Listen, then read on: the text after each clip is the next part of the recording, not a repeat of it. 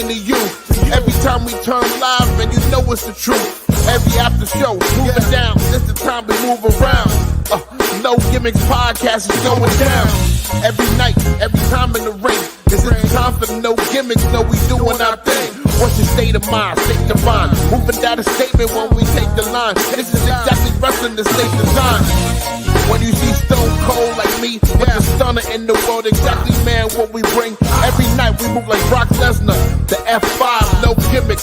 We take you to your limit, what's the feeling?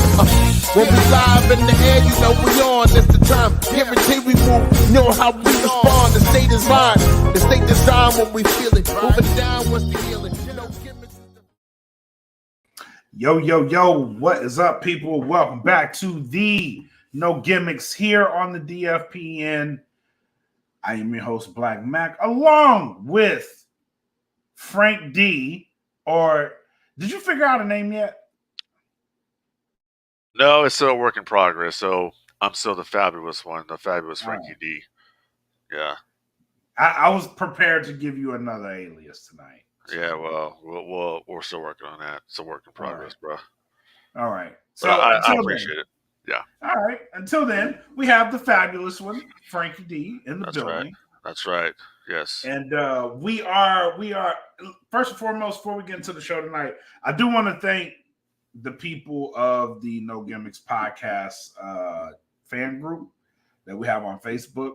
We shared a post earlier this week, and they responded in kind. So much so that group put us back on the charts in the top 200 of podcasts, wrestling podcasts. So shout out to the No Gimmicks fan group. Shout out to all the listeners out there that support the brand.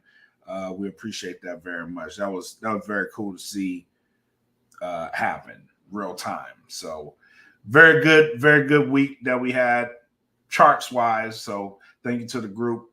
But I would be remiss but didn't say we put in some work for that. Yeah. We put in some real work for that. Well, we're always putting in work around the DFPN, not only the No Gimmicks podcast, but the Smoke Pit and all the shenanigans over there. Plus, you got the USDN, you got the Queens of Nerdom, you got the Patio with Kim, you got the Salute podcast. You got a lot of different variety when it comes to the DFPN and what we bring to the table. And I will say that we are putting out consistently some of the best entertaining podcasts out there, bar none. Bar none. This has been a very good year for the network. It has been a very good year in terms of growth, in terms of what the product that we're putting out. And I believe 2024 is going to be that year for us. I really do. I'm really excited about 2024. As much as I was for this year and seeing how this year turned out, I'm like over the moon excited for next year. I cannot wait. So, yeah, we've been consistently, like I said, building our brands, basically trying to find our footing in this landscape, which has, thousands upon thousands of different podcasts out there, and specifically the genre of professional wrestling.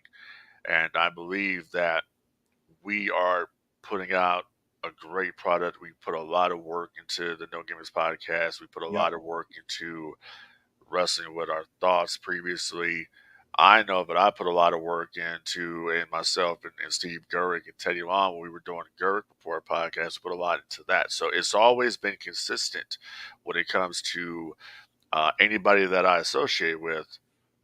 We always are on the top of our game. And that's pretty much what we do here, and that's what we will continue to do here, and that's what everybody here does at the DFPN. And if you're not supporting the DFPN, I'm talking about listening to our podcast wherever you can listen to podcasts, reviewing our shows, giving us that 5-star that we deserve, that we work hard for. The Patreon is out there as well. $3 gets you unlimited access to our content before it gets played anywhere else. Uncensored, uncut, all that. You name it, we got it. It's a DFPN right there. Patreon is where it's at. So you got to go out there and subscribe to that. And don't take my word for it. Go out there and do it, because you're going to be highly entertained. I mean, we got a lot of different stuff. We got the pro wrestling right here. We got we sometimes we delve into politics, but not too much.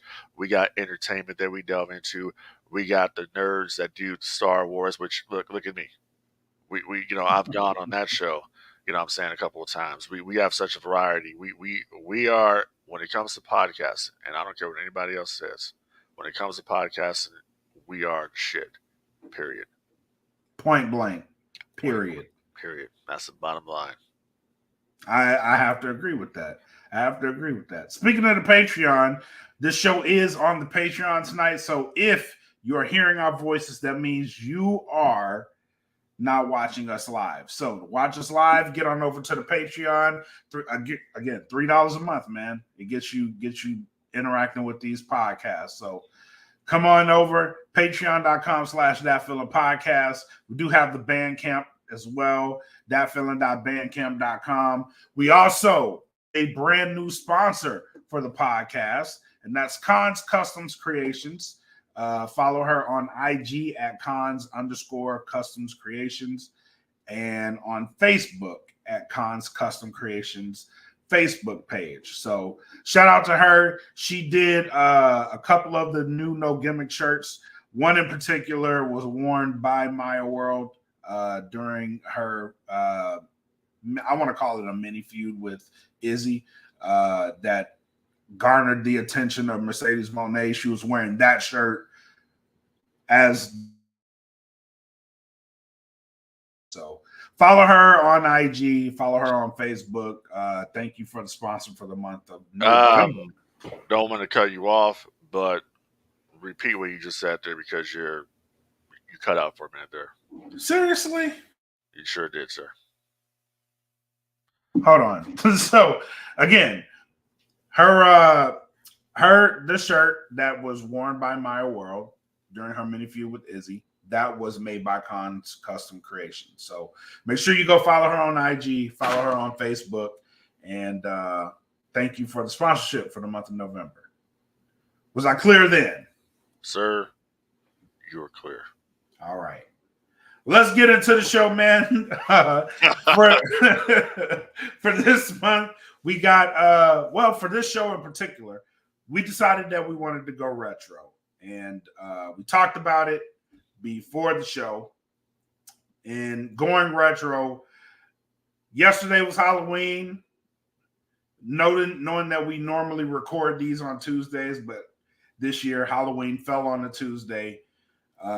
We wanted to go out and celebrate, put the costumes on. What did you dress up for as Halloween? Yeah, so I'm going to talk about that. So normally when it comes to Halloween, that's my thing. All right, people enjoy Christmas and all that. Halloween is my thing. That is my month. My birthday is October, so 17th, whatever. So it's my month. So usually when it comes to doing Halloween, I'm usually Michael Myers every single year. And I actually had a guy, the Blackest Eyes FX, find him out there. He's on Facebook and he's also on Etsy. The Blackest Eyes FX did me 2 coveralls. He did me a pair of 78 Myers coveralls, and he also did me a pair of the Halloween 2 coveralls with the bullet holes in them. And I commissioned him to do those coveralls for me, and he did a good job. And then I had another mask commissioned that's basically like the Dick Warlock mask from Halloween 2, Michael Myers mask. And that came from a guy named a company called Graveside Productions, also on Etsy. Check it out. Go do business with them. They're top-notch guys. And then I got to thinking one day, I was talking, and I'm like, I really want to be Vader this year. So I started doing my research on Vader. How can I do this? And this is crazy. So listen, this podcast tonight is going to be a little bit different because I got to tell the story. So when I originally started the whole thing of getting the costume together to be Darth Vader, I got a costume on Amazon from a company called X Causer, and it was a Darth Vader costume. Now I'm like, let me see what this is going to be, right? So I get the suit. Now I didn't realize this. The suit actually is made in China. So you already know the sizing is going to be a bit different here in the United States. Yep. So I got the suit, and I'm like, oh man, this is packaged really well. The bodysuit is phenomenal. The rest of the accessories, not so much. So, but the bodysuit was phenomenal. So I opened the bodysuit up, and I'm about to put it on. I'm like, this motherfucker won't fit.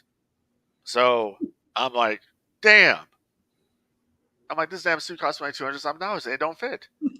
So I had to ship it up and send it back. So I'm like, this sucks. So then I was on eBay, and I found another suit, and this is the one that they sell at Party City, right? So it Right. fit, but it's like it fit, but it's like, man, I want to be Darth Vader, but like, damn, I don't. This suit here, I don't know about this one. This is just like a little. It's one of those like suits that you wear like if you were a kid. You feel me? That's kind of what it is. It's an adult size. I mean, the chest box lights up. It's cool if you want to go that route. But I'm like, bro, I'm Frank D. I don't roll like that. So I had to. I went ahead and went to my favorite place to go to, and that's Etsy. And I started typing in Darth Vader and Darth Vader costumes and shit like that. So I found some makers that make the stuff. You cannot find anybody really here in the United States that will make you Darth Vader outfits, like the suit and all that shit. So I had to. I got the suit made from a company called uh, Batwing Effects or some shit. So they made the bodysuit. It's two pieces basically: it's leather pants, the leather uh, shirt, and it is open in the back with mesh, so you can, because Vader suit's very hot. Then Right. I had the tunic made, which is the inner robe, and then I had the cape made. Both the cape and the tunic were wool, just like it's supposed to be, like in the movie. So that came. We had a little snafu because I ordered chest armor from him. That was a bunch of bullshit. I got a refund on that, and then I had another person. It's a store on Etsy called Grace Cosplay Store. She made my belt and my chest box, which was molded after The Empire Strikes Back, which is the blue light with the red light. So Right. that's what pretty much what I had. Now the other problem I ran into. I saw this one. So I was originally going to go and I was going to wear the Black Series helmet that they produced, and the Black Series Darth Vader helmet was made by I believe Hasbro, and it's a second helmet that they produced for this particular for Darth Vader. Right. So it was basically modded after the Obi-Wan Kenobi Darth Vader. I wasn't really trying to be a particular Vader. I just wanted to be Darth Vader. That's whatever. That's the base. That's where The you basic, start. exactly. Not trying to get into the 501st yet. I'm working on it though. So, anyways, that damn thing don't fit. I literally got it, and I'm like, oh man, this thing looks is gorgeous here. This thing is cool, right? And It does. It I looks amazing. it looks amazing, It and it does. has the sound effects on it, and I'm like, oh, this is just the shit. I'm going to be the shit, right? I get the damn thing, and I'm trying to squeeze it on my head, like, ugh, and it's not fitting. And then I have the neck piece that you wrap around, and I'm like, it's like, ugh. So then I have the wife come over and try to put it on, and she's like, ugh, and I'm like, this, god damn it. So it's not fitting. The only thing that literally would fit is the dome, but that's without the helmet. So then, but the funny part about it is that she put the damn thing on perfectly. It fit her head fine. So I'm like, okay. So since you can fit the damn helmet, you're going to dress up right now as Darth Vader in my other suit that I had, the one, the cheap one. I said, you're going to dress up as Darth Vader. So she did. Gave her the lightsaber, did some videos. I thought it was pretty cool. Fast forward, I got to get another helmet, right? So some of these helmets are expensive, right? Hell So yeah. I'm like, what am I going to do? I need a helmet that's going to fit my noggin. I found one. It's from it's from EFX. It's called a New Hope helmet, basically. That's what I purchased, and this thing is great. It worked fine. So I'm like, okay, I got the costume. Then I ran into another issue. I ordered some Darth Vader wears shin guards, shin armor on his Mhm. shins. I ordered those from a company. It was shipped from Italy. And when I got them, I said, these are not Darth Vader shin armor. I don't know what the hell these are, but they're not Darth Vader shin armor. The These are soccer. like if you want to go, play in medieval times or some shit. That's what these are for. And on top of it, they didn't fit. So I immediately took them out and I immediately wrapped them back up and packaged them. I said, these are going back. So then I had to find somebody. So then I found this guy on Etsy, my best friend on Etsy, and he made me some shin armor. And he was in the UK, and he got to working right when I put the order in, and they were like 3D printed. It came out great. So then I had another issue, Black. I had to find What some. was that? I had to find some boots. So I ordered some boots, and the boots I ordered. Now, once again, like I said, we're not trying to be in the 501st here. We're just trying to, Halloween.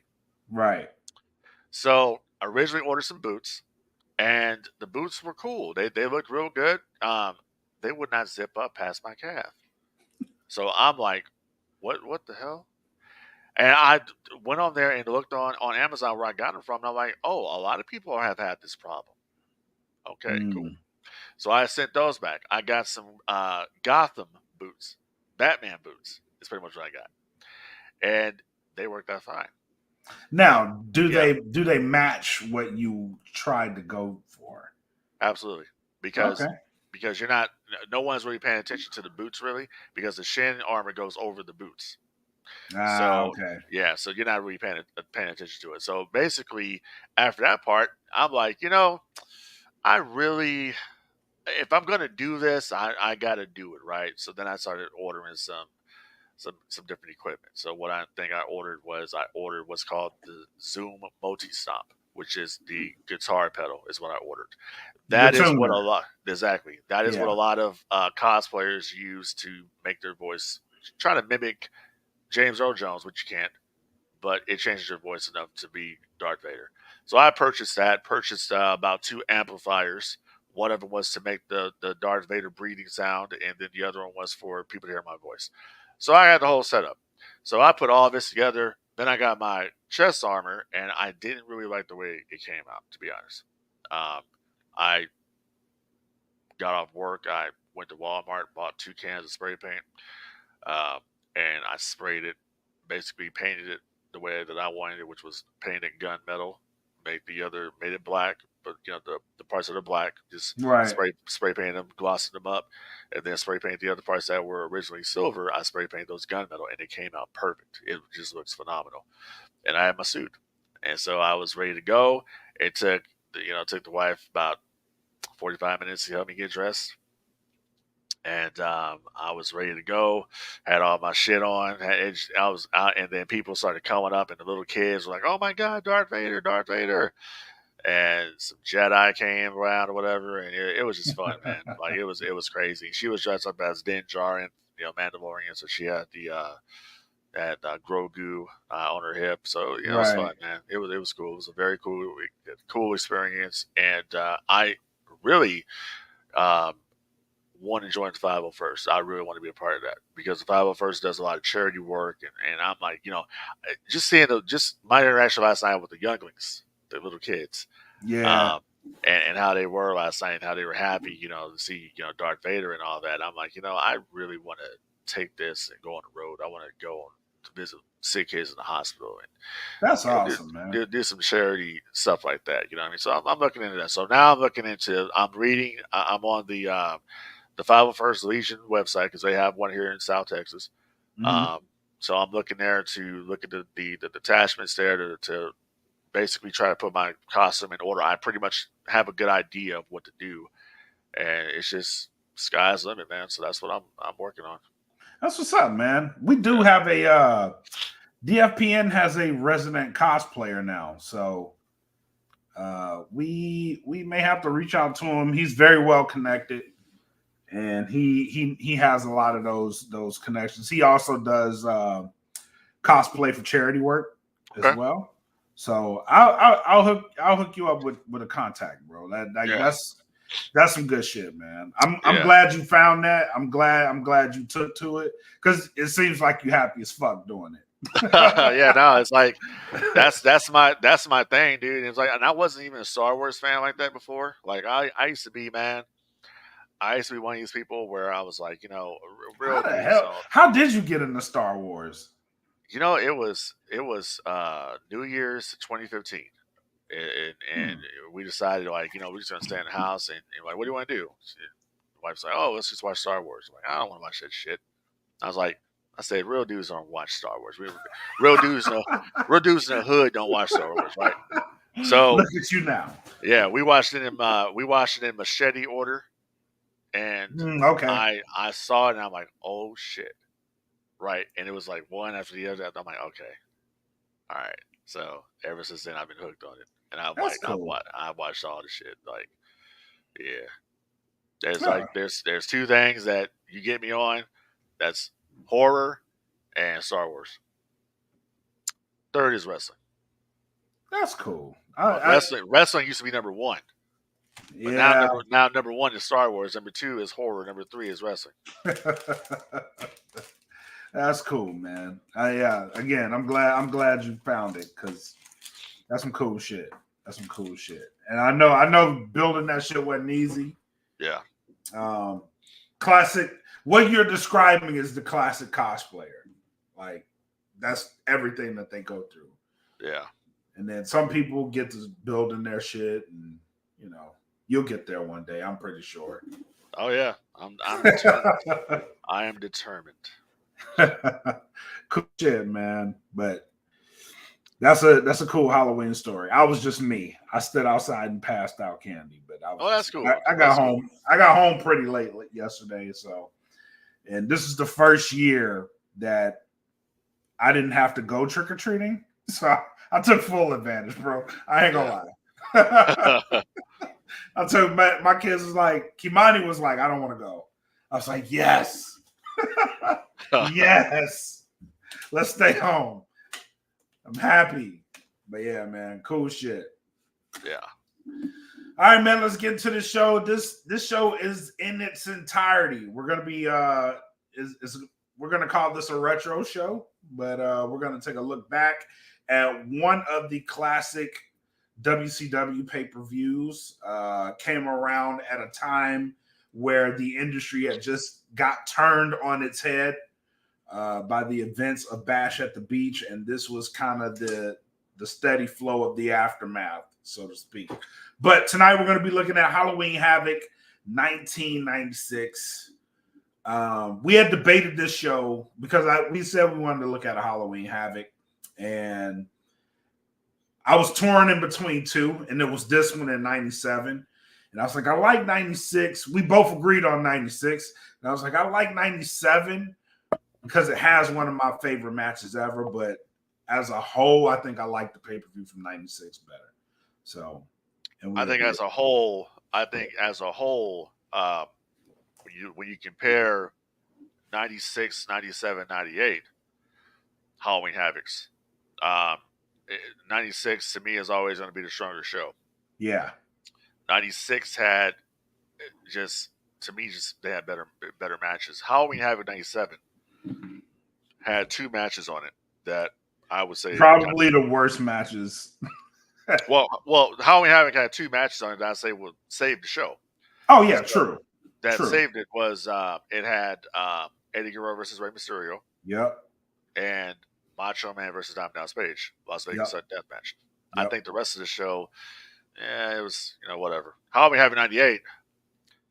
That one right there was I don't know. That one is a mixed bag there. It was Warrior versus Hogan. Yeah. I think honestly the best matches on that show that me personally that I enjoyed had to be Scott Hall versus Kevin Nash and Diamond Dallas Page versus Goldberg. Those are and Bret Hart versus Sting. Yeah, I was gonna say that one too. Yeah. That one, but I forgot about Diamond Dallas Page and Goldberg. That was probably at that time, probably one of the best WCW matches. Yeah, that they put on. So yeah, that nobody saw. That nobody saw. Until Nitro. And yeah, they had to open up Nitro with the finish. But it's so but what makes Halloween Havoc 96 a superior show, and what's so special about it is because it is the early stages of the NWO. Right. It is pretty much Hogan and Macho Man, reigniting that feud from the WWF when they were the Mega Powers. It was Hall and Nash's first tag team title win over Harlem Heat. Yep. You had Six on there versus Chris Jericho. This was a stacked card. It's a solid show, Yeah. solid card. You know what I'm saying? And then you have the introduction of Roddy Piper into WCW TV, and Piper came in at a very good time. He had just come off the WWF television. You remember he was the president of the WWF, on-screen president. So he came into the WCW at a perfect time when things were just starting to cook over there, and we're about to get into it. Let's get into it, man. We start with the opening, the WCW Cruiserweight Championship match between Dean Malenko and Rey Mysterio Jr.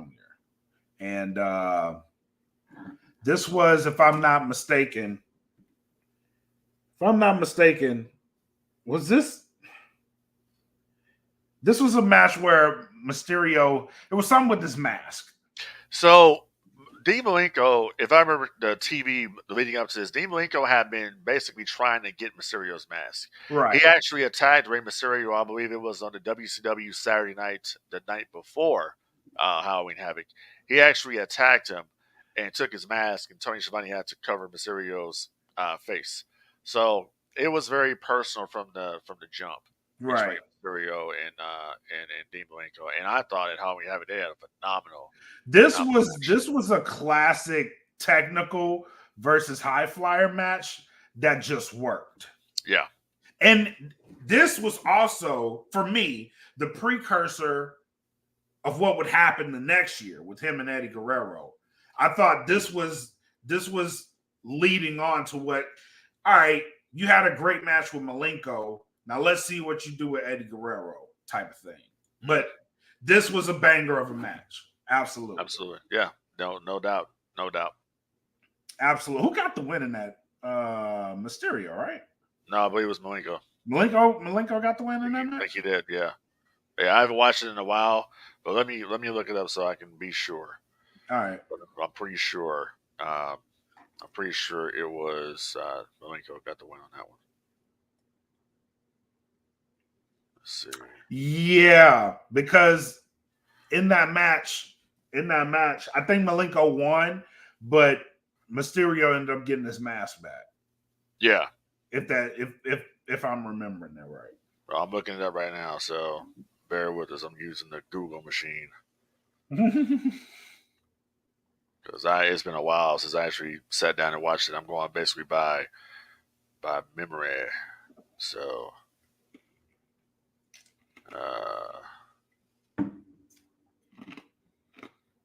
yeah, Dean Malenko won. Yeah, just saw it right now. He won. Okay. So yeah, he picked up the victory in that match, but I do think that Mysterio ended up getting his mask back. Yeah, I mean, but to get it, he had to lose. It was, it was just. It probably was a situation where they were trying to make the issue personal between the two, and they succeeded. So yeah. Yeah. Pretty good match. Second match following suit, Diamond Dallas Page and Eddie Guerrero. Yeah, so this was about the Battle Bowl ring that Diamond Dallas Page had, and I remember DDP had been going through a real big transformation with his character for a while here. If you look at Diamond Dallas Page from '95, and then you take a look at him in '96, it's like a completely different guy. He was slowly, transitioning away from what you saw from the cigar and all that shit to really becoming the DDP that we would know. It would Cell 5-5, exactly. So he was coming into his own. He had been feuding with the Guerreros. He had wrestled Chavo, I believe, on one of the Clash of Champions earlier in the year, and this was all stemming from the Battle Bowl ring. and it was a good match, and really showed off that Eddie and DDP really had a lot of they had good chemistry. Good Like, chemistry. I can't say that they had a bad match at all, and they would actually follow it up too because they had another match. It was for the U.S. title, and that would happen in Starrcade '96 later in the year. You know what? They've had a number of matches, but the one I remember, not besides this match in particular, there was a WCW Saturday Night match, and DDP was just leaving that old gimmick. And I think one of those first matches was with Eddie Guerrero. And to this day, the best variation of the Diamond Cutter I saw on that show. Yeah, DDP was like, he was just doing his thing out there, man. You could tell that he was putting a lot of thought into his matches and finishes, and he would use WCW Saturday Night as pretty much like a training ground, really, to go out there to go do his moves, showcase, basically showcase, go out there and work the WCW Saturday Night taping, getting you ready for Nitro, getting you ready for Thunder. You know what I'm saying? Yeah. So yeah, DDP was if there's a lot of people out there, and you want to see some good DDP matches, go back. WCW Saturday Night, yeah, absolutely. Yep. There's only two people that I knew did that. He was one of them. The other one was Chris Kanyon. He would use Saturday Night to be like, innovate, how to innovate the offense. But yeah, that was a great match. The third match, the Giant versus Jeff Jarrett. That's a very interesting one because if I remember correctly, this was for the U.S. Championship, right? So if people remember going into this show, they attacked Ric Flair. Ric Flair was a champion, but Ric Flair had a shoulder injury, so they had to write him off TV. And I remember he got his ass beat pretty much backstage by the NWO. And the Giant got the belt. Vincent took the belt. This is when they were beating Ric Flair in the back, and Nash was in the camera with the rag on, the bandana wrapped around his head like Tupac saying, "Thug life, baby, thug life." Woo! So Vincent had the belt, gave it to the Giant, told him, "This is for you." And the Giant had the belt. Giant was not recognized officially as the United States Championship, as a U.S. champion. And shortly after that, that's when Jeff Jarrett came into the WCW. And he came in a black limousine, so everybody assumed that Jarrett was going to be part of the NWO. Not so much he came there to be a part of WCW. Came there to really hook up with the Four Horsemen is what he did. And the rest is history. Yep. And the Giant, the finish to that match, I believe Ric Flair did end up coming out, low blowing the Giant, and got DQ'd. Yeah. Jeff Jarrett got DQ'd for that. Yeah. Yeah. So that was a great. These first three matches, I'm not gonna lie to you. These first three matches, and it speaks to the time, because at the time, you probably think like, this is an okay pay-per-view so far. It's going pretty good. But looking back at this shit, bro, like you have at least 6 Hall of Famers already. Yeah, and it's like, and the dynamic about it was, the NWO, for instance, the Giant. This is one of the things I remember about this show when it comes to, just first of all, WCW to me, top notch. Always had the look and feel, the presentation. It felt big, like Halloween Havoc, right? But Halloween Havoc, right? Just the way it looked, right? But Halloween Havoc is that was like WCW's WrestleMania. Absolutely, and a lot of people like, they were on the impression that Starrcade was their WrestleMania. No, Eric Bischoff said that Halloween Havoc was their WrestleMania. That was their show. It felt like it. Yeah, they weren't really concerned that much about Starrcade. Starrcade was just a blow off at the end of the year. You know what I'm saying? Halloween Havoc was their show.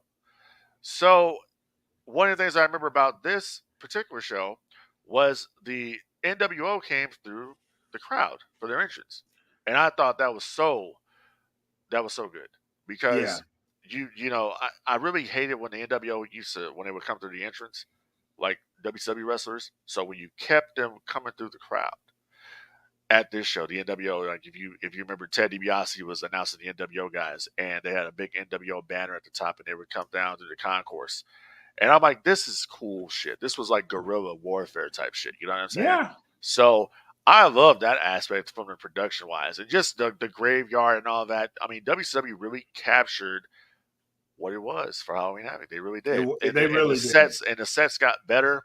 I remember they had a big ass pumpkin for '98. Yep. It was just top notch, man. I miss the creativity that we used to have with They some of these events. did. They did. They really did have some creative sets. They really did. Yeah. And the one that stands out to me, honestly, is 97. 97 set to me for Halloween Havoc. I don't know why, but it's ingrained in my memory. I have no idea why, but it's just there. Yeah. Like I could picture it. I can picture myself watching the pay-per-view, and I'm like just looking at the set, like, damn, that shit is tight. That shit. I like it. But yeah, speaking of the NWO entrances, Six versus Chris Jericho. What a match that was. What a match that was. Underrated match. Underrated match at the time. Two underrated performers. A lot of people don't really understand how important and valuable Sean Waltman was to the NWO making it work. And a lot of people, I think, is like, oh, it's just a 1, 2, 3 kid or whatever. Nah, it was more than that. I mean, Waltman did a lot of cool shit. Waltman was responsible for this. That was his thing. The Turkish Wolf was his thing. You know what I'm saying? So he brought a lot to it. Chris Jericho, babyface Chris Jericho out there. I remember that. And looking back at it now, like, damn, who knew Jericho had, all that in him? What he looking at it back then, you could not tell. You could not tell that he would end up becoming what he is today. You know what I mean? Like, and I have to agree with you. Six at that time, very underrated member of the NWO. Yeah, very underrated member of the NWO. But yeah, agreed.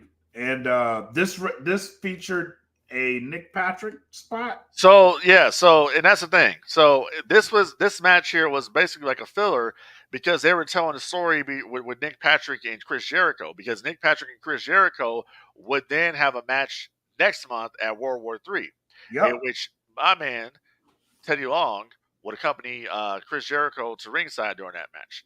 So everybody knows Nick Patrick. Nick Patrick was the NWO referee. Yep, exactly. He could deny it all he wants at the time. He could deny it all he wants. But he was the NWO referee. The NWO Saturday night segments. He's on there wearing a damn ski mask. So that's all that's all Nick Patrick. It's just such fun shit, man. What's funny? There's a local promotion out here, MPX Wrestling. They are running an angle similar to this. Now that we're talking about this whole Nick Patrick angle. Yeah. They're running an angle similar to this, to where they have this group, this faction called the Texas Wrestling Commission. Okay. And they have a referee in their pocket. I like it. I was like, that's cool, because that's what it reminds me of. It reminds me of this. It reminds me a lot of that. But yeah, that angle was really cool. I like that. All right, so next match, another great match. Lex Luger versus Arn Anderson. Yeah, so this one is very, very interesting, because what a lot of people didn't know is that this was around the time when Arn Anderson was really starting to suffer his neck issues, and he went into his match for Luger, and this match here stems from the Horsemen had an issue with Luger, because Luger basically, they blamed him for what happened with Sting. If he would have believed Sting, then they would have won War Games and all that. So that's pretty much where the story came from. They had a problem with Luger because of War Games and with Sting or whatever. So this match here was one of Arn's last matches on pay-per-view. And I believe I'm not sure. I think Luger got the win on this one, I believe. I believe so. Yeah, I I believe believe he he did. did. Yeah, I and if believe he he, did. but the thing that I remember from the match was the brutality. Because I believe Luger went into the match with busted up ribs or something like that. That's he had taped ribs, so he had that Yep, gimmick going and on. he was trying to hit the torture rack. That was Yeah, yeah. yeah, And then he was finally able to do it, and yeah, then he wins the match, and then I think afterwards they play on the injury yeah, line. yeah. And then the next night on I believe the next night on Nitro, I think Luger attacked Anderson with the steel chair, Yeah. which is what took Anderson out storyline wise. So, um, yeah, I remember that part about it, and I remember not seeing Anderson for a while after that because of the injury, and unfortunately his career was cut short. Yeah. Sad. Yeah, Sad. Because again, he was very, very technical. I really love the enforcer role. Arn Anderson Arn Anderson did two moves that I really enjoyed watching him do. He's the only one who can do these spots. The spine buster spot, Exactly. and then when he would hit a DDT. And I mean, I was thinking that too. I was like, I know the spine buster, but the DDT was just as deadly. yeah, Jake the Snake Roberts, of course, hits the best DDT, followed by Raven with the even flow. But the way Arn Anderson would hit a DDT, my God, hit the way he would kill you. But Yep. it's probably the safest bump that you could take because of the way he's doing it. Yep. You know what I'm saying? But it just looked brutal on TV. Like damn, he messed him up. He's out. So, yeah. He's So out. Anderson just I always loved Anderson's work. He was yeah, and yeah, it just sucks that it got cut short the way it did. Yeah. Yeah, it is. But look for a minute. Let's talk about card flow on this card. Because WCW at that time was doing something that I wish happened today. Yeah. Because they were able to feature stories that they had built on and brought them into a pay-per-view. And not only that, during this card, so we leave from an NWO match to a Four Horsemen match. Yeah. Right? And then we go NWO, Four Horsemen. The next match is another Four Horsemen at that time. Were they Four Horsemen yet? What was that? Mongo and Benoit. Yeah, they were horsemen. They were horsemen, right? Yeah. Yeah. So again, we're flowing from horsemen to horsemen. Mongo and Benoit versus the Faces of Fear. Yeah. So then you look at I mean, shit, man. I mean, what more can you say? The Faces of Fear. And that plays into once again the story that they were telling with Kevin Sullivan and Benoit, because that's basically Horseman versus Dungeon of Doom. Right. And so like I said, everything that they're doing here with the card, and I'm pretty sure Dusty Rhodes had a lot to do with the card, and so did Kevin Sullivan because he was doing creative in the matches. So everything is like you say, has been done for a reason. It's very methodical the way they're doing it, and the build up, because they're giving you these matches.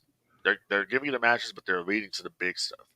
Correct. They're leading to the other matches on the card, which is going to be the Outsiders versus Harlem Heat, and the Hogan versus Savage match, which is going to have the big angle at the end. So they knew how to pace the card very, very well. Very well. And it just grew bigger until you get to the end, and it's like the biggest match you could possibly have on a card. Right. I loved how they did that, and they were consistent at doing that too. Yeah. Yeah, they always would have WCW would always produce a match, the first match of the night, which was to get the fans excited for the rest of the show. It's like, follow this. Right. And that's what they would do a lot of. And you see that consistently through 96 and 97. And the best matches that you would see on the card that would start off would be the ones involving the cruiserweights. Just like we saw with Dean Malenko and Rey Mysterio. Yep. Exactly. But yeah, let's get to this Steve Mongo McMichael and Chris Benoit versus the Faces of Fear. Yeah, so Mongo McMichael was not the best wrestler in the world. No. We know that, but it's funny as hell when he'd be out there taking bumps. But let me say this about Mongo. So the thing with Mongo is Mongo came in and he was a color commentator, of course, with Eric Bischoff on Nitro, and then he joined the Four Horsemen. Now Mongo turned heel kind of at the wrong time because Mongo turns heel on Kevin Green at the Great American Bash. If you remember, they had that match. He hits Kevin Green with the halberd. Yep. And inside it was money and a Horseman t-shirt. So now he's a part of the Four Horsemen. But Hogan turns the next month at Bash at the Beach. So when Hogan turns, it's kind of like you forget Mongo turned. Exactly. I mean? So, kind of tough break for Mongo. But this match here told a story because, once again, the story was Kevin Sullivan versus Chris Benoit. And people, I'm telling you, if you have the WWE Network on Peacock or wherever it is that you're listening to the show right now, one match on a pay-per-view that you need to go watch is Chris Benoit versus Kevin Sullivan, the Great American Bash, 1986, when they went into the bathroom. They fought all over the building. Yep. You can check it out. And then another one was Clash of Champions, one of the Clash of Champions shows from 97 when they were in Milwaukee. They once again fought in the bathroom. You need to check those matches out and really understand the Benoit versus Kevin Sullivan angle, because that angle is the reason why Sullivan and Woman got a divorce to begin with.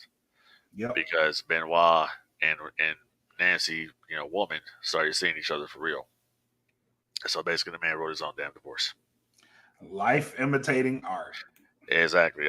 Triple H in China, or Triple H Stephanie in China, and that whole debacle. So, yep. But yeah, Faces of Fear, top tag team.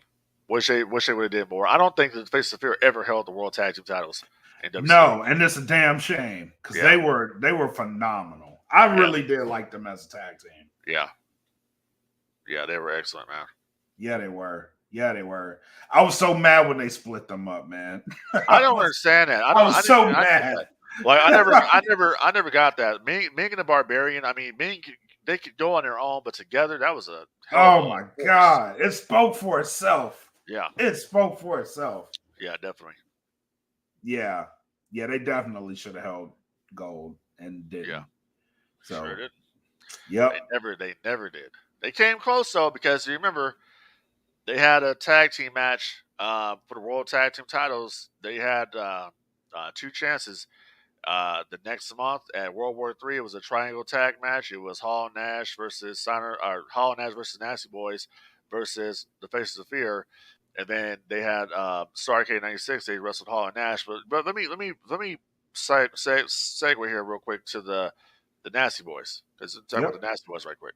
So if people remember around this time in WCW, the Nasty Boys were attempting to join the NWO, and they had showed up on the NWO's hotel. They were at the NWO was at the Marriott one night. They were kicking it with Cal Petty, and they were there. And that's the night that Hogan wore the infamous Hollywood's Wolfpack shirt that pissed off Hall and Nash. Told Hogan, "Don't ever wear that shirt again. You're not in the Wolfpack, boy. The Wolfpack is us three right here. We're the Wolfpack. It's not Hollywood's Wolfpack." So go find that story when Scott Hall and Kevin Nash talk about checking Hogan about that shit. But anyways, so the Nasty Boys were trying to join the NWO. They actually joined the NWO for a minute, and then they got kicked out of the NWO. And I don't know how that story helped anybody, because it made the Nasty Boys look like straight chumps when Hogan turned on them. Because if you remember, Hogan told him, he says, the Nasty Boys were talking about how many zeros were missing on that paper. And Hogan says, "Do you see my signature anywhere here? I didn't sign this. So if I didn't sign this, then you two shouldn't be wearing those shirts." And then, Knob says, "What the hell are you talking about? What I'm talking about is you don't wear the colors unless we tell you." And then they beat the shit out the Nasty Boys. So, yeah. Filthy work. I love it. Yeah. It's basically just to further establish just how much of a shitbag Hulk Hogan was at the time. Yeah. That he would do that, because he already did. Now the Nasty Boys were dumb anyways. because Hogan already did this to the Booty Man at Hog Wild, and he already did that to Brother Brutai. He had already did that to him, and that was supposed to be his boy. So if he did that to his best friend, what do you think he's going to do to you? He told y'all. Shit out of his best He friend. told y'all. But they did establish him as like, I will go to any length, and we hadn't seen that. We hadn't seen that from Hulk Hogan. Yeah, it established that I will go to any lengths, and I have no loyalty to anyone. To no one but me. Exactly. Yeah. But I think that's what made him cool. Yeah.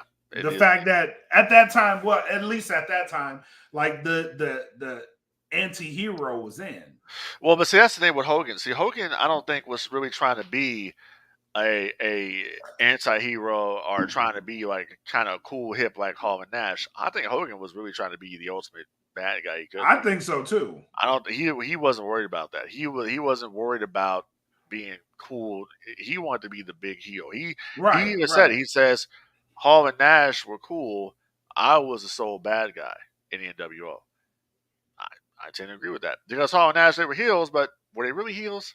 No, not really. Because even when they showed up, it's like, oh shit. Yeah. Oh shit. Yeah. That's cool. But you know what I mean? Like with Hogan, it was like, damn, you broke my fucking heart, bro. Like, right. Like, why? Why did you do this? Man, Yeah. fuck y'all. I've been doing this good guy, say your prayers. Man, fuck them vitamins. Yeah. And in the end, I liked it. Yeah, exactly. And it's like, and he had a legitimate reason to why he did it. He absolutely did. But yeah, so yeah, that was a good match, and we kind of laid the foundation here of what the meaning of the match was with the Face of Fear and Benoit Malenko, what it was going to lead up to, and it was just basically to continue the feud between Kevin Sullivan and Chris Benoit, which basically the Dungeon of Doom and the Horsemen. And by this time, the Horsemen really were starting to suffer anyways. They were kind of phasing the Horsemen out a little bit. If you could tell on TV that that's what they were going, because the NWO was the main storyline now. Yep. It was. Speaking of which, let's go to our co-main event. We have the Outsiders, Scott Hall, Kevin Nash, versus the tag team champions, the Harlem Heat. Yeah, so it's funny. So this entire time in WCW, Stevie Ray and Booker T had always been built from Harlem, New York. And they were managed by Sister Sherry. Yep. Scott Hall comes on TV and says, yeah, we're going to beat those two hillbillies from Texas. I'm like, oh, shit. Yeah, we're going to beat those two country bumpkins from Houston at the pay-per-view is what something like that. Harlem. Right. But it's so different. It's so different. It's so different than Bob Backlund when Bob Backlund was feuding with Diesel. He says on TV now Vince McMahon and Shawn Michaels are doing commentary, and Bob Backlund says, and Kevin Nash, and then Shawn Michaels says, Kevin Nash, McMahon, you heard him, Kevin Nash.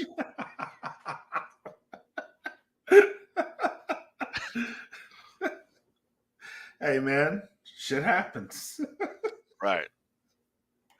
Shit happens. But barring future, because in the moment it's like, what? Oh, I got some breaking news for you. And this right here, ladies and gentlemen, is one of the reasons why I don't get hyped anymore about announcements. Oh Lord, what happened? So, well, he didn't say it was a big announcement. It's just an announcement, an announcement that you could have made on Twitter, and whatever. AEW president and owner Tony Khan, alongside Nigel McGuinness, announced tickets for All In 2024 will go on sale December 1st. All In 2024 takes place on August 25th from Wembley Stadium. When did they go on sale? December 1st. So that was a big announcement. That was the announcement. That's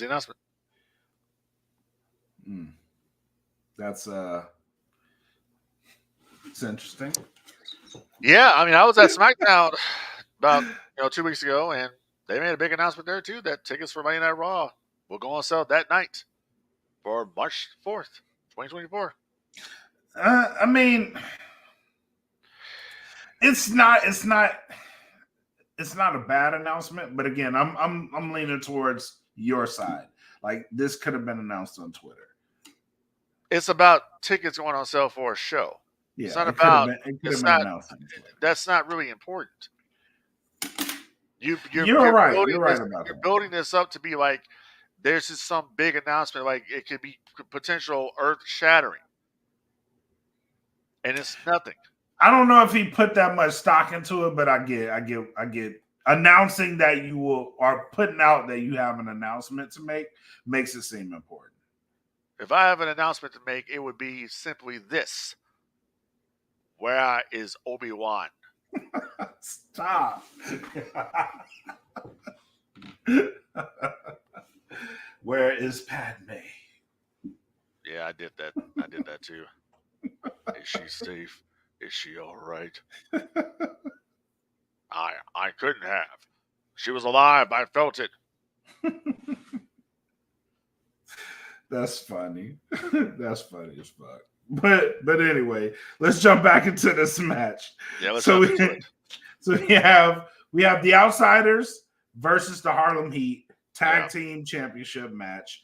This would be the Outsiders' first win, correct? The first That's correct. Tag team championship, tag team win. That's correct. So, and from what I remember, Colonel Parker was involved in this match, and I'm trying to remember why.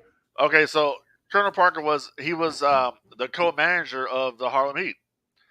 So remember him and Sister Sherry they were kind of married. Remember that they got married. Oh yeah, I forgot about that. Yeah, so they had a little thing going on in public. So so what happened was Harlem Heat were doing their spots, and the finish came when Colonel Parker got in the ring and Nash grabbed the cane. He grabbed Colonel Parker's cane and he hit Stevie Ray with it twice. And fucking Colonel Parker got straight out the ring and ran to the back. And Scott Hall covers Stevie Ray with the 1, 2, 3, and there you go. Your new WCW Royal Tag Team Champions, Hall and Nash, the Outsiders. They win the match. Yeah. And Harlem Heat never got a rematch. Nope. Yeah, that was a good match. Which they should have. Yeah, they should have got a rematch. But yeah, that was a good match. That really was a good match. That was a hell of a match. It was. Not too long. Yeah. Not too long, but yeah, it was a great match. Yeah. From what I remember, it wasn't that long ago. Oh yeah. Yeah, I mean, like I said, man, it packed all the elements of the story of what they were telling. Right. Those two hillbillies from Houston taking on the big man and the medium-sized man. Yeah. I got a big surprise for you, man. Yeah, Chico. Yeah, Scott Hall had Chico written on his tights and on the front of him, by the way. Yes. Yeah, so if you play WWE 2K23 or WWE 2K22, the attires that Hall and Nash are wearing in that game are basically modeled after Halloween Havoc 96. That's what they're wearing. Yeah. Dope. That's dope. Yeah. I didn't even think of that. Yeah, and 2K, if you're listening, can you please update the shit? Can you fix Scott Hall's tights with that crooked ass N on the back? They don't care. they don't care. I'm here to tell you now. Yeah, and that's the problem. See, if it was me, it's called quality control. If I'm putting a game out there and I want people to pay $70 for this fucking game or $100-something for it, I want to make sure that the damn thing is perfect. I want to make sure it's right, so people can keep coming back to buy the next game. Nah, bro, it's called come back next year. See if we fixed it. Yo, come back next year with the same crooked ass N. Yeah, buy 2K24 because that crooked ass N was in 2K22 and it got transferred over to 23. So they ain't fixed the shit. They can't even update the legends. Like, damn, dude, is this the only version of the Macho Man Randy Savage you guys have? that you're going to use? Can I get the Macho Man from WCW, some of those costumes? Can I get other costumes for the Ultimate Warrior? Nope. Can I get the Undertaker to come out with the right music? Nope. Fuck. Nope, not at all. Shit. It's called Come Back Next Year and see if we have made our fixes. If not, this is the reason why I play 2K23 and I go to community creations and I go and see what the people have made. And that's what you're better off doing. Yeah, that's what I do. That's exactly what I do. Like right now, I got Ultimate Warrior on there with Macho Man, and they got their I got the attires there when they were the Mega Maniacs. Mm. You know, or I'm sorry, not the Mega Maniacs, the Ultimate Maniacs. The Mega Maniacs with Brutus, Beefcake, and Hogan. You know what I meant? Yep, brother. But yeah, good shit. Speaking of Hogan, let's go to our main event: Hulk Hogan versus the Macho Man Randy Savage for the WCW World Heavyweight Championship. Yeah, so if you remember correctly, Hogan must have took a lot of Rogaine for this match because a motherfucker came out with a buzz cut. Yep. And I'm like, what the hell? When we saw that, right? I mean, I was like, no, Hogan, can't take you with hair, brother, especially hair like that. You know, I always thought Hogan was probably thinking to himself when he was a heel, and Hall and Nash be out there, and Hall and Nash had the cool hair, and Hogan was like, damn, brother, I wish I had hair like that. You know, we're out there, you know. I can't see it. Nah, bro. Can't see it. Let that shit go. You ain't had hair since Rocky 3, bro. Right. Now, big fan of Hollywood, big fan of Macho Man, but I'm going to tell you right now, this match was shit. This was not a good match. This was not a great match. No, it wasn't even a good match. You built the pay-per-view up to this match for this match to not live up to it. Yeah, it didn't deliver. It just did. And I don't know whose fault it was, but to me it just didn't work. Yeah. So I wanna chalk this up to Hogan. I think it's both. I think it's both. Yeah. You could put some of that on Macho too. Yeah. It was both of them because we're not going to get the match they had back in '89. No. You know what I'm saying? That's what's going to happen. But the whole point of this match was basically to further the story with Miss Elizabeth and Macho Man. If you remember before this, Macho Man, found out Elizabeth had pretty much joined the NWO. Right. He found it out at a hotel when the NWO was there at the hotel room with Liz, and Liz comes out the hotel and she's talking about, or she has a contract in her hand. The Macho Man sees it and he was like, "You gotta be ribbing. You gotta be ribbing. Son of a bitch. Son of a bitch." He was like, this is the last time. He's like, "You did this to me." So yeah, that's kind of what they're going with here. So yeah, this wasn't a good match. It's a passable match, but the match basically was filler because they had to put Macho Man in the main event because of the Slim Jim sponsorship. Remember, Slim Jim is the ones who sponsored Halloween Havoc. Exactly. So in saying that, Slim Jim actually has a very big sponsorship today with WWE. So they do. That's a big thing there. So hopefully moving forward, on the games, the 2K games, if they put them out, they don't have to blur the logos anymore because they actually are sponsored by, Slim Jim. But anyways, so the match here was basically to tell the story moving forward of where they're going to go with WCW because at this point, Macho Man's contract actually was up at WCW. His contract was done. So Macho Man was going to go away for a little while. He had some nagging injuries he wanted to take care of. So Macho Man was going to be off WCW television until around January when he would come back. January 97 is when Macho came back. It was on Monday Nitro from Chicago at the United Center. Macho Man came out at the beginning of the show. He would then be joined by Sting. And then Macho Man would officially join the NWO at Super Brawl 97 when he helped Hollywood Hogan defeat Roddy Piper. Roddy Piper makes his debut here for WCW. And it was a good segment between him and Hogan.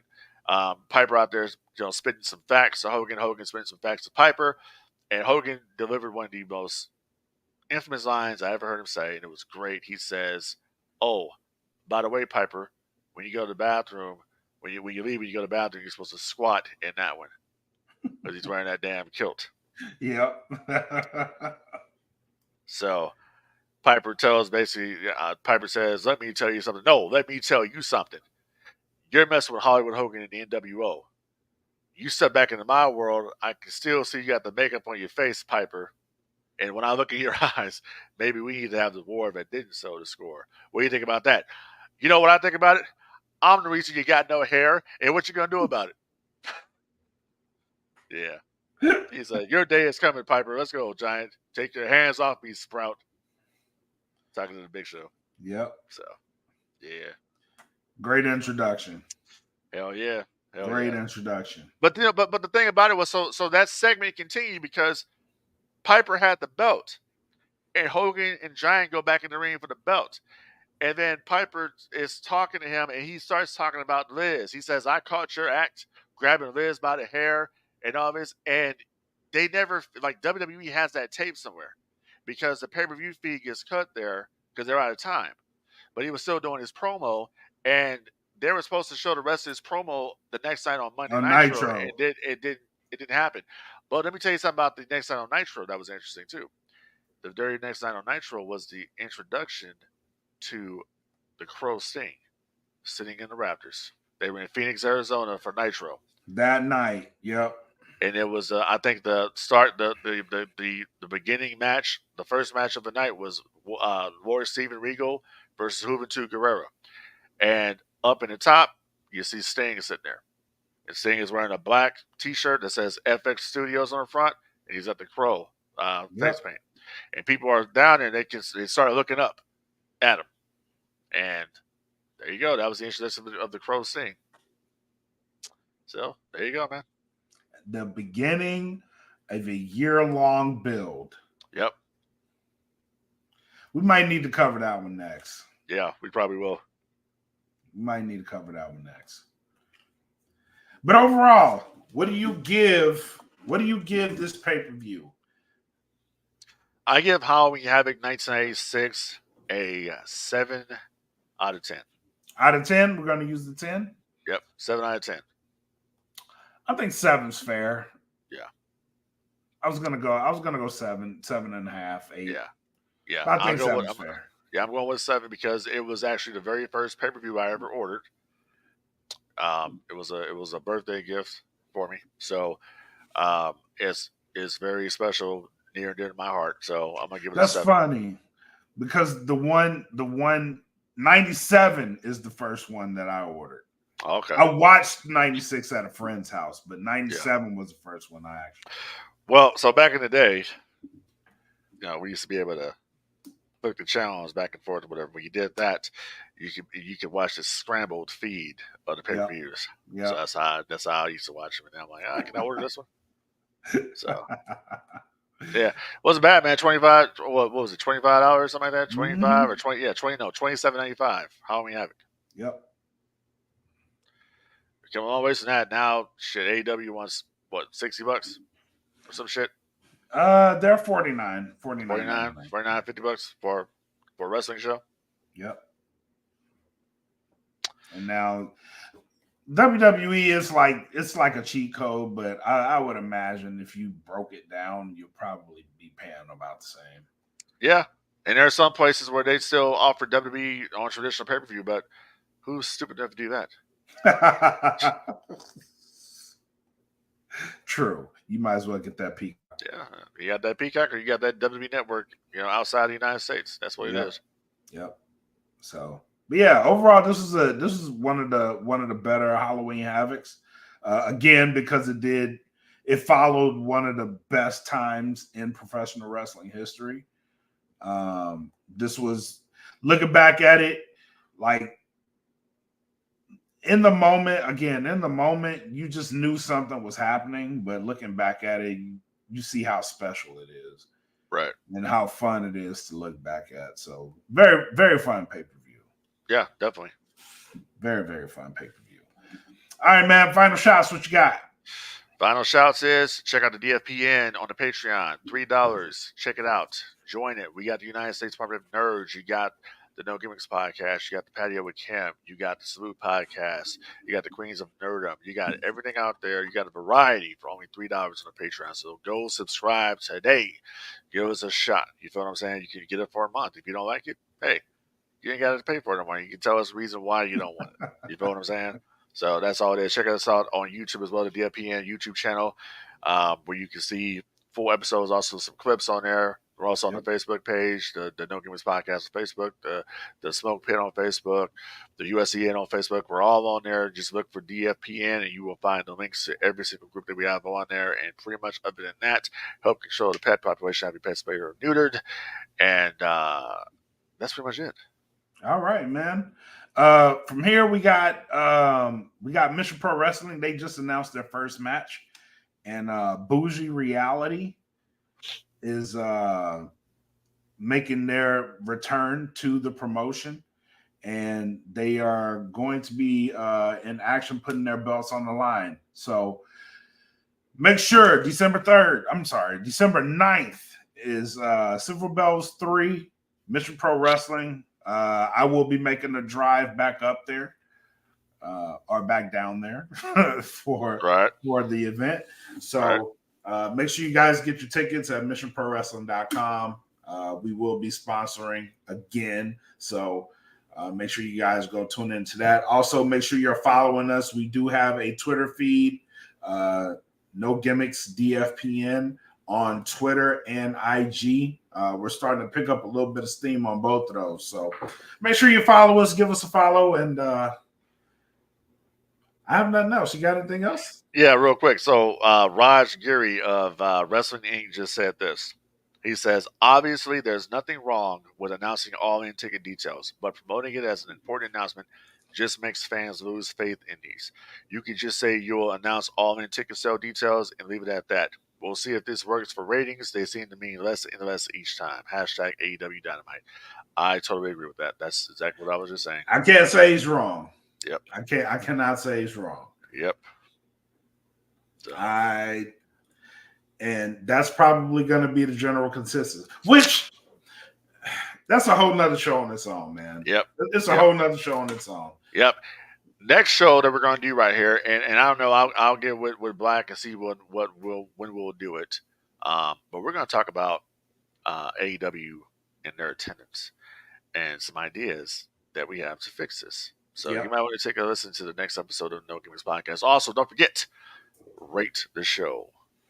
Leave us a 1-star. Leave us 2 stars. Leave us that 5-star that we know we deserve. You know what I'm saying? Exactly. Leave a review.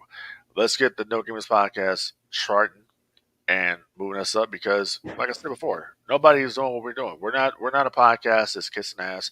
We're not a podcast that's taking names. We're a podcast that's doing what we do, and that's 100% real all the time. And that's what you get here on No Gimmicks Podcast right here on the DFPN. So check it out once again.